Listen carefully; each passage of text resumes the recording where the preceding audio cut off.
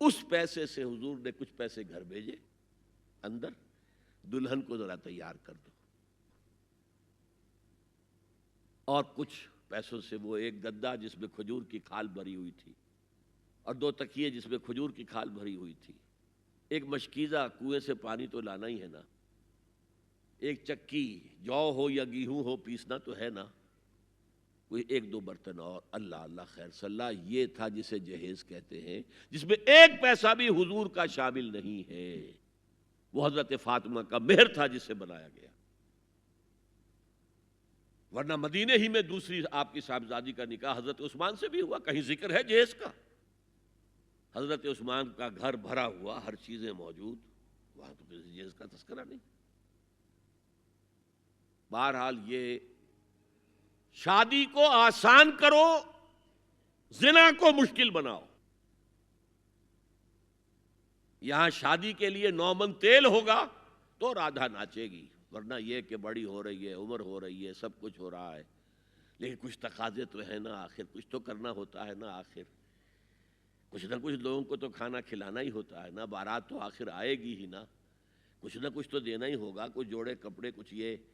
اسلام کا فلسفہ جو میں نے 4-5 باتیں آپ کو بتا، فلسفہ یہ ہے کہ لڑکی کے باپ پر 1 پیسے کا بوجھ نہیں، اس نے لڑکی پال پوس کے تمہارے حوالے کر دیا، اب اور کیا چاہتے ہو تم؟ سارا مرد آزماں مرد آفرین، مرد کو چیلنج دیا ہے، تم مرد ہو،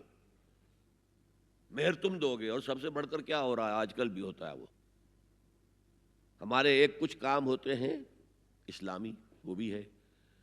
کچھ وہی ہندوانہ پس منظر۔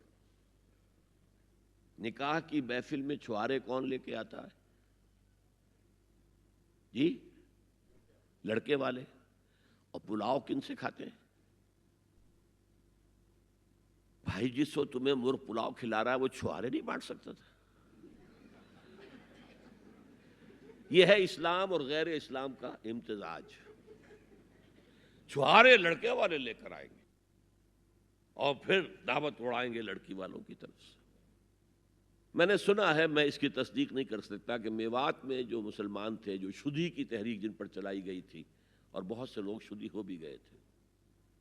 اور اس فتنے کے مقابلے کے لیے مولانا محمد الیاس رحمۃ اللہ علیہ نے یہ تبلیغی سلسلہ شروع کیا تھا۔ وہاں سنا ہے کہ یہ ہوتا تھا، ایک تو نام بھی آدھے ہندوانہ آدھے مسلمان،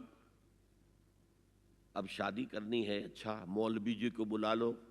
بول پڑھا دیں، لیکن وہ کہتے یہ بول پڑھانے سے یہ ہو گیا شادی؟ یہ تو سمجھ میں نہیں آئی۔ پھر وہ کہتے تھے پھیرے بھی ڈلوا لو،